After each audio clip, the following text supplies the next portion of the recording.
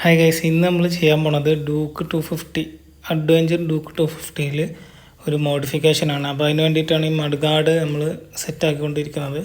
അപ്പോൾ അതിനായിട്ട് നേരെ ഷോപ്പ് പോയിട്ട് അവിടുന്ന് ഫ്രണ്ടിൽ ഒരു ക്ലാമ്പ് അടിക്കാണ്ട്, ആ ക്ലാമ്പ് അടിച്ചതിന് ശേഷം അതിലാണ് ഇൻസേർട്ട് ചെയ്യണത്.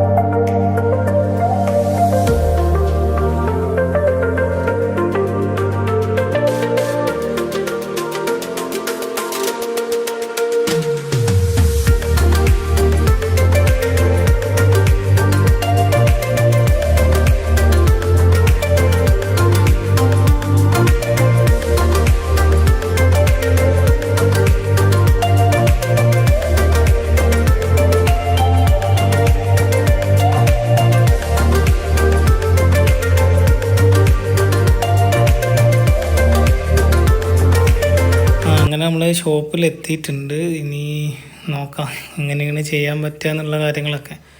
ഒരു വീഡിയോ കണ്ടിന്ന്, അപ്പോൾ അതേപോലെ ഫ്രണ്ടിലൊരു ക്ലാമ്പ് അടിച്ചിട്ട് സെറ്റ് ചെയ്യാനുള്ളൊരു പ്ലാനാണ്. നമുക്ക് ഏതായാലും ഒന്ന് ചെയ്ത് നോക്കാം.